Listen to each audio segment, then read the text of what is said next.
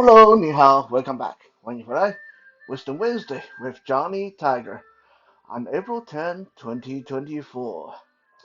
I've been off and running all day and been having a heck of a time dealing with FedEx. They kind of messing up one of my shipments, and I've been dealing with that from yesterday to today, and there's still no end in sight. I've spoken to their agents 3 times already. FedEx, come on, guys. I paid you already. Get your shit together, man. This is crazy. Um, like I don't know. Like sometimes when you do all the right things, you pay your fees in time and all that stuff, and then you get the wild goose chase and uh, like in my case, I stay home yesterday and today waiting for this shipment, and I'm still getting the crazy runaround from FedEx after talking to 3 of their agents. I don't know. Anyway, now that's a bit of a griping about my personal woes right now, but that's okay. That's not what we're here for. Um, how many of you have watched beauty pageants before or take part in not just beauty pageant but any kind of similar like uh, popularity or um, supposedly talent contest and stuff like that before? And how many of you have thought that this shit is all fixed anyway? Well, Johnny Tiger have taken enough part in enough contests, singing contests, performances, and different shows and stuff like that. And I can tell you for certain that most of them are fixed, right?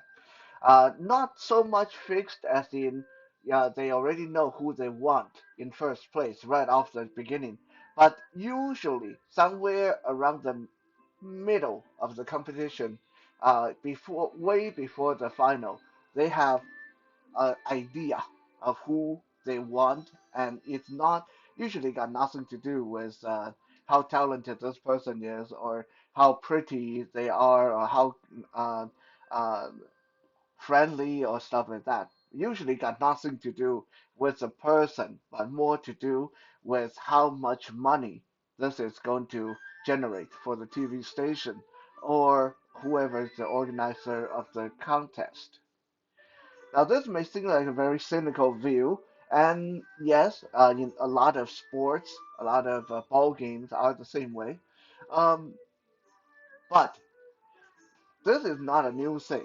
Today, I'm going to tell you guys about the first ever beauty pageant in modern Chinese history, and we'll see. We'll clearly see how the whole thing was uh, implemented in such a way that it was just a money grabbing event. It got nothing to do with talent. It got nothing to do with who's beautiful. In the end, it was all a big money game. So, when was this first ever beauty pageant in modern Chinese history? This was August 20, 1946, right after the end of the Second World War, right after Japanese people withdraw from China. So, Japanese people were gone, and then China was restored to peace, supposedly. So, you would think, okay, now everybody can rebuild and everything's going to be fine, right? Not so much, because now, even though Japanese people have left, there's no more foreign occupation, but China still got a massive civil war going on between the Communist Party and the Democrat Party. The Democrat Party, who were in power at this time, were trying to go north to exterminate the Communist Party, and the Communist Party, who did most of the actual fighting during the Japanese occupation or invasion, they were trying to rally the people to their side so they could kick the Democrats out of China. So it was a big shit show. Um, and of course, at this point in time, 1946, Chinese people were in a really bad way after being invaded by Japanese people for 8 years. There's a shortage of everything. There's shortage of food, shortage of supply, shortage of resources. People were starving. There were still a lot of rich people, but there were even more poor people who couldn't even afford to feed their children.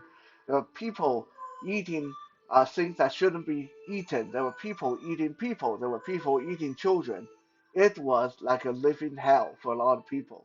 While the two political parties were going to war with each other, despite we just survived an 8-year war against the Japanese people.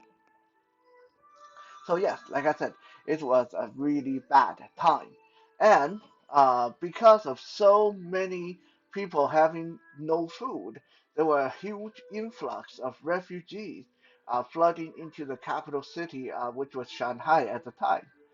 And the leader and the president of the time, Chiang Kai-shek, uh, we'll go just call him John because I hate saying his name, Chiang Kai-shek. Um, any of you who studied Asian history, you have heard of Mao Zedong, Chairman Mao, and Chiang Kai-shek. They were the two deadliest rival. Okay, basically they were the ones that fighting the civil war against each other. So at this time, Chiang Kai-shek or John was still in charge of China. He hasn't got kicked out of there yet. And he realized that he got a serious problem on his hand. On the one hand, he's busy organizing his military, organizing his troops to go north and weed out the communist uh, uh, rebels. But here, his capital city was getting invaded by millions and millions of refugees on a daily basis. And these people, they were hungry, they were desperate. So, of course, the crime rate was going up. That's everything just falling apart around him.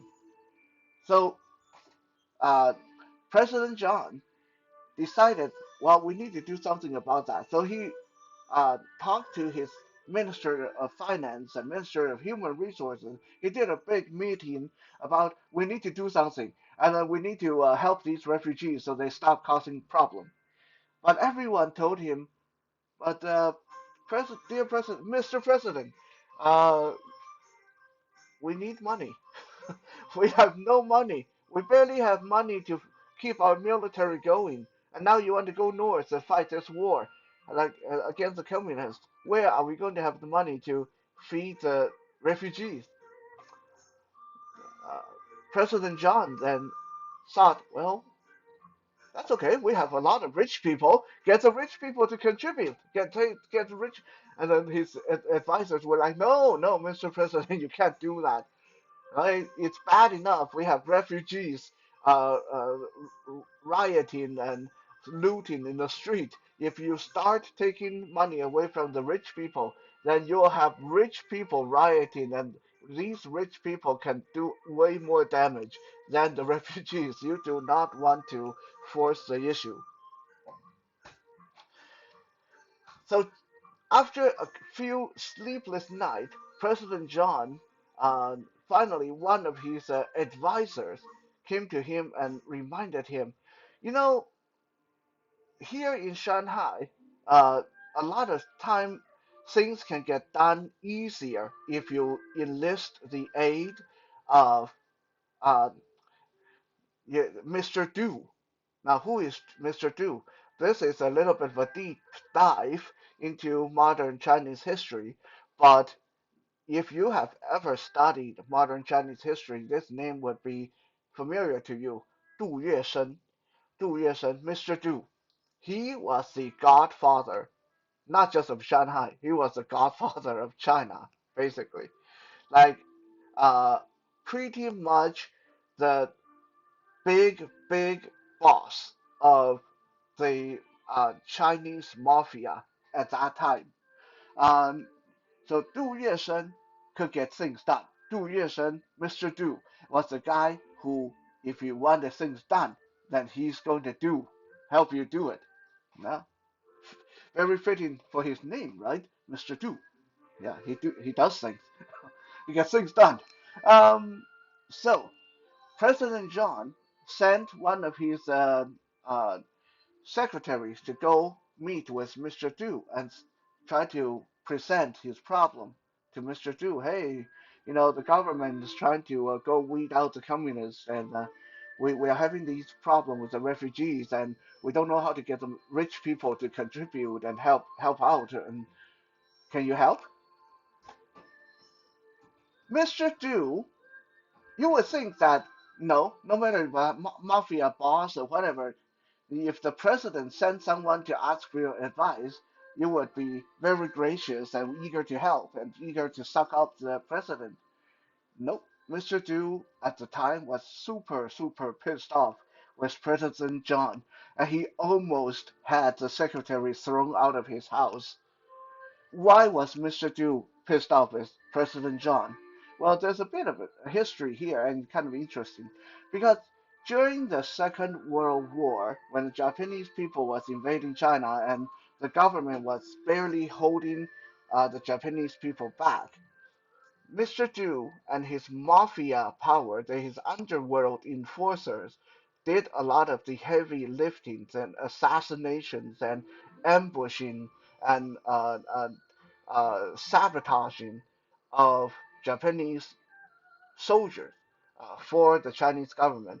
So basically, if there were things that needed to be done that were dirty work, that were covert, that were not very nice, then the Chinese government would ask Mr. Du and his mafia soldier to go get it done. So during the Second World War, Mr. Du, you can say that he was a true patriot. He fought for his country. Him and his gangsters, they fought for the country as much as the military. If you want to know, just I can give you one example of how patriotic Mr. Du was. One time when there was intelligence that came in that said that Japanese people, the Japanese Navy, was going to send their battleship up the Great River to assault the capital city directly from the riverside. And the Chinese military was stretched so thin that they didn't have the capability to fight a naval battle at that time against a much better outfitted Japanese Navy. Mr. Du, who was the head of a huge shipping company, international shipping company at the time, without a second thought, as he ordered uh, 20 of his biggest ship to go to the middle of the Great River, and then he put explosives on those ships and blew up his own ship. 20 ships, like these were cargo ships, right? These are like really big cargo ships. He just blew them up so they would plug up the river so the Japanese warship couldn't come up the river. That's how patriotic he was. You can imagine how much losses Mr. Liu took, like financially, just doing that, blowing up 20 ships. To put it in perspective, right? Like here in British Columbia, so the government have been talking about like getting the new ferries and stuff like that, and a lot of these budget have become public, and some of these ferries, they're like millions and millions, like tens of millions of dollars. Okay, so that's one ferry, that's one ship. And you imagine Mr. Du blew up 20 of his ship and of course his shipping company went down the tube after that because he couldn't afford to buy new ship. So that's how much he had done for the government during the Second World War. So when the Japanese people withdrew from China and the government was restored, Mr. Du was rather pleased with himself, and he was very hopeful that after all he had done, he was going to be granted at least, I don't know, a governorship or become the mayor of Shanghai, or he should get something, right? Like he's done so much for the government during the war, he should have gotten something. Uh, Almost a whole year went by, he didn't hear anything from President John and the government. And suddenly he was informed by one of his informants that President John was going to crack down on the mafia, and Mr. Du would be the first one to get executed for gangland activities. Wow, like that's just a slap in the face, right? I mean, okay, he was a bad guy, he was a mafia guy, but come on, him and his people did so much for to save the country during the war. Like, you, couldn't you like at least get his crimes pardoned or something? Like, you want to eliminate him now that the war is over? Like, what the heck? So yeah, needless to say, Mr. Du was very pissed off at this point at the government, at the president. So when the president's secretary came to talk to him, trying to ask if he has any way to get money out of the rich and get money to the poor, Mr. Du almost threw him out of the house. But Mr. Du did not become the head of the mafia by being stupid. He let his let his temper cool down, and he thought to himself, well, um, this is actually a good opportunity for me to go public. And if I am seen in public helping the poor, and if I'm seen working with the president, that's going to really help me out. And a lot more people will do business with me, and uh, police officers won't dare to mess with me from here on. It's actually good for me to work with the president on this one. So he quickly changed his tone and he told the secretary, okay, go back to Mr. President and tell him I'll take care of this. But how was he going to take care of this? This was obviously a very difficult situation. You got millions and millions of refugees to feed, and you got a lot of rich, powerful people who will not be parted with their wealth, and you can't just rob them or force the issue because that would just incite a great big rebellion that no one wanted to deal with. So how to do this? This took some real clever tricking and manipulation. Well, Mr. Du was a very good person with that. So, Mr. Du and his mafia soldiers quickly put together this charity organization to raise money for the refugees. And of course, now that they have a proper legal, good looking business or uh, charity under their name, he organized beauty pageant the first ever beauty pageant in modern Chinese history, using the charity as the reason. So basically, it's a simple one.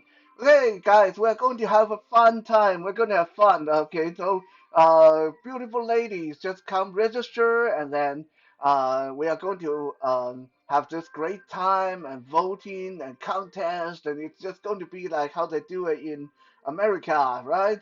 Everybody like just donate money to the charity, and any money raised by this beauty pageant will go to the charity to help the refugees. Sounds good, right? I mean, that's a good start. Well, to his disappointment, uh, the first couple of months that waiting for people to register and join the competition, hardly anyone joined. Why is that? That that's kind of hard to imagine, right? Like here in Canada or U.S. or anywhere in the world, whenever you have a contest like that, you people rush to go join the competition. People go stand in line overnight. Believe me, I did that during Canadian Idol. Right? It's crazy. You go stand in line overnight to join this crowd. But the first ever beauty pageant in modern Chinese history had no taker, hardly any taker in the first couple of months. And Mr. Du was totally surprised that it was so poorly received. But he quickly realized what was wrong. When I say that this was the first ever beauty pageant in modern Chinese history, um, that only means that this was the first ever official beauty pageant. in modern Chinese history. Throughout Chinese history, including after the end of the imperial era, so within the last 100 years, there have been a lot of small scale, hush hush beauty pageants put on. They were everywhere. Okay, so beauty pageant was not a new thing. Just the official beauty pageant was something new. So who were the people that put on these hush hush beauty pageants? Whorehouses. Okay, so every city, every village, everywhere that had a whorehouse, on a monthly, sometimes bi-monthly basis, they would have all their girls out there in their wearing next to nothing, and then sing a song or dance on the stage, and everybody get to vote to see which girl is the champion of local lady of the night, basically, who is the most desired lady of the night. So these were the beauty pageant that Chinese people were familiar with up to this point. So needless to say, when Mr. Du organized this beauty pageant, people had two thoughts in mind. Number one, this was organized by a mafia guy, so it's obviously no good. Number two, beauty pageants were always organized by whorehouses. That means if you sign up for it, then you are a whore. Okay, so no one's going to do it. So that's why it had no taker at all.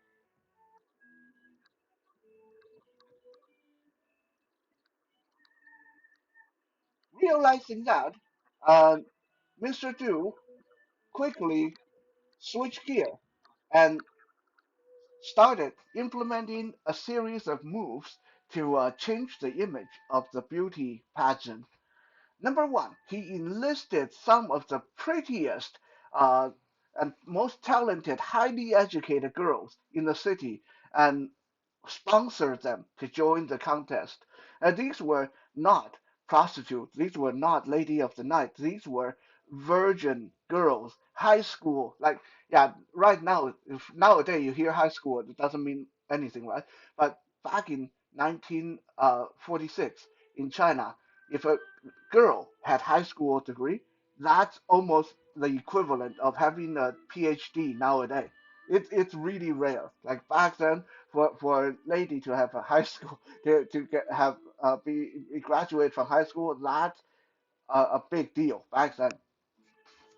So Mr. Du sponsored a whole bunch of these very talented, very smart, intelligent high school girl, college girl, university girl into the pageant. So basically, this showed people, look, hey, look, we are serious. This is a good competition.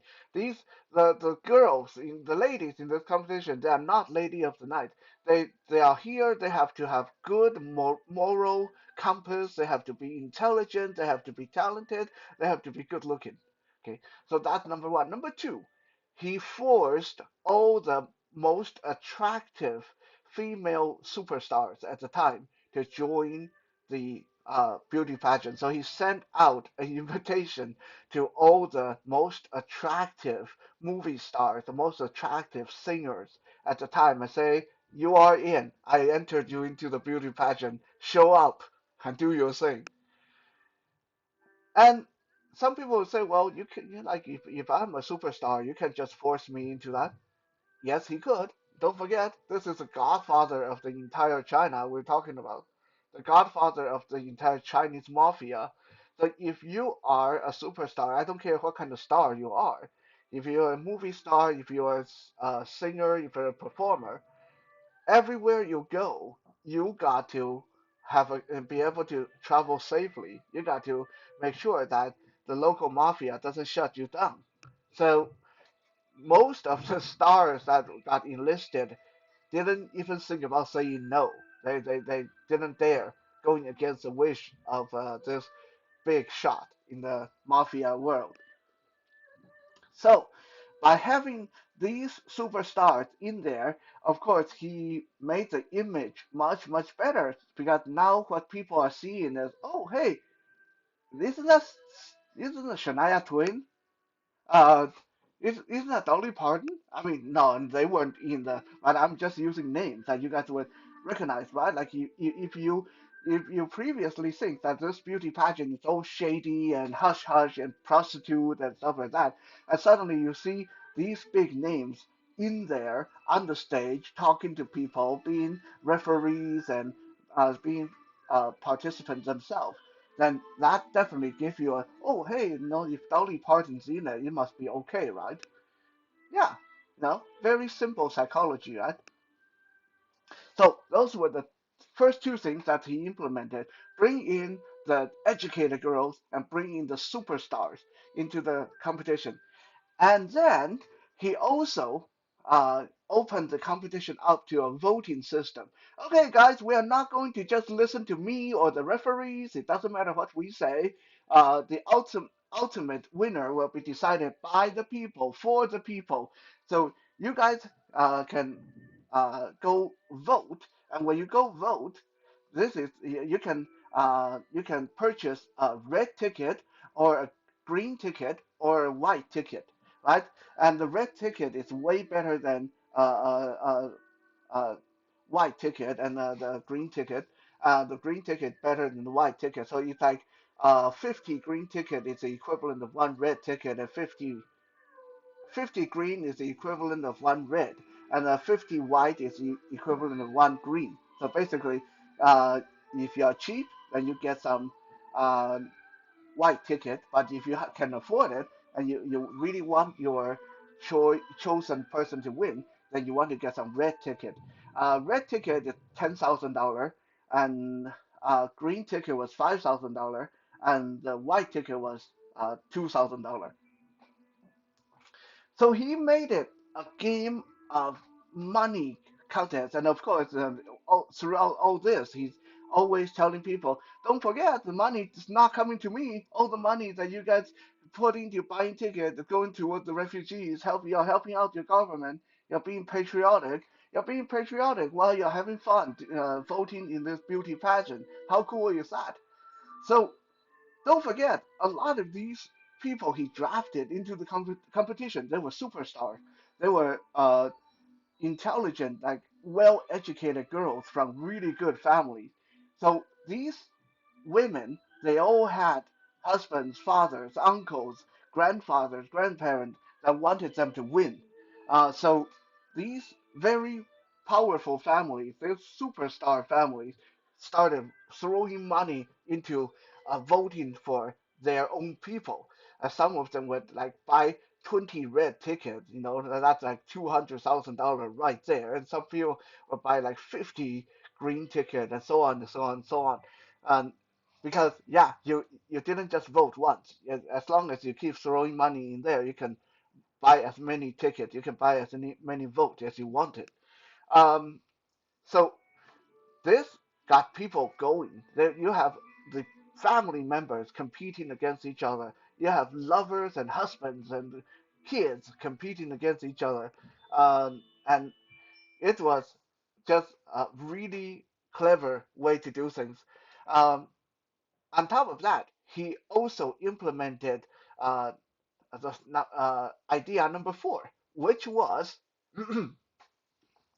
during several sections, several rounds of this competition, because we are voting for Miss China, of course. So you can't just be talented, you can't just be educated, you also have to be good looking. And anyone can look good, be good looking if you put them in a beautiful evening dress and stuff like that. So, just to make sure that it's fair, for several rounds that we have to decide on who's good looking, these women have to perform on stage wearing bikinis and swimsuits. Again, that may not sound like a big deal to you guys, to us nowadays, because we've seen that every day. But back in 1946, in China, this was unheard of. There were a lot of people, especially people in the middle class and lower class, that for their whole life, the only naked body or the only person wearing very little they would see would be maybe their wife, and that would be about it. Like they, to imagine seeing the body of a young woman, a woman with a college degree, a superstar. That was something that most people could never achieve, that they could only dream of. And now, for a measly sum of a couple of $1,000, you can be there watching the live pageant show on stage, and while these highly educated, highly successful women strut around in bikinis, showing you their size, their belly, their everything. Yeah, a lot of people just went nuts for that, and this was a huge, huge success. Generated so much money for the charity to help feed the refugees. Now, up to this point, it all sounds relatively okay, right? Okay, it's a bit shady and it's a bit manipulative, but it's all for a good cause. What happened in the end? Hmm. Well, in the end, the lady who everybody thought was going to get first place ended up getting second place. This lady's name was Shit. Not, I didn't say shit. Okay, it's Shit, like Shia. Okay, so Miss Shit. Well, I keep saying thinking I'm saying shit, but uh, we'll just call her Mary, just for the sake of my sanity, because I have to try to tell this story. Okay, so Mary, Mr. Shit, uh, she was a business student. She got a PhD in, well, not PhD. She had a master's degree in business from a university. Like I said, back then, if you had a high school degree, if you were a woman and you had a high school degree, that's already equivalent to having a PhD today. Like, and but this Miss Mary, she had an actual master's degree in business. Super successful, super smart, super good looking. Her father was one of the best artists in China at the time. So she had good breeding, she had good background, she had good fashion sense, very knowledgeable. So everybody thought that she was going to win, and yet she only got second place. So who got first place? Who the person who ended up getting first place was Miss Wang. Miss Wang, and no one ever heard of Miss Wang. Like even in the beginning of the competition, everyone thought she was going to get voted out. Every round, everyone thought she was going to get voted out. But every round, she ended up making it through, and she ended up getting the first place. She was not very good looking. She wasn't even young. She was like in her 30s, almost 40. So this obviously got a lot of people curious, and the local newspaper started investigating what is the background of this Miss Wong. How come she won while so many other talents, so many other young ladies, younger, more beautiful, more talented, how come they didn't win? Well, it turned out that there wasn't really anything special about Miss Wong, but her backer, her sponsor, was someone very special. Miss Wong was sponsored by General Fang. Who was General Fang? General Fang was, well, he's a military general. He basically led the entire military in the Sichuan region. So he's a high-ranking military officer who basically the head of the military operation in the Sichuan region in China. Um, General Fang was known to sleep around on his wife, as a lot of Chinese men were. And Miss Wang happened to be his mistress in Shanghai. To make sure that his mistress won the competition, General Fang put in about 1,200,000 into purchasing red tickets to vote for her. On top of that, he also enlisted Mr. Du to make sure that she won. Okay? Now, why would Mr. Du risk his own beauty pageant integrity to help General Fang? Well, number one, because he's a general. You don't want to piss off a general, especially back then. And number two, more importantly, back when Mr. Du was just a lowly hoodlum, when he was just starting out, it was General Fang who helped him sell and traffic and smuggle tobaccos and alcohol for him to finally make it rich and become the godfather of Chinese mafia. So he owed General Fang a huge debt. So when he was approached by General Fang and say, "Hey, my mistress is in this competition, right? Like, it would really help me out if you make sure she win, because if she's pissed off, and make me very unhappy too. Happy wife, happy life, all that. So we have to keep her happy so she can keep me happy. So make sure she win, eh?" So here we have General Fang and Mr. Du, one general, one godfather of the mafia, backing her and pushing her every step of the way. Uh, so no wonder she won the competition. After learning the truth behind Miss Wang and how she won the competition, so many people started making fun of her. They rather than calling her Miss China or Miss Shanghai, they started calling her Mistress China or Mistress Shanghai because she only won because she was a mistress of a general. Sadly for her, pretty soon in 1949, the Democrat Party got kicked out of China and went all the way to Taiwan, including General Fang. General Fang escaped to Taiwan, leaving all his family members and mistresses in China.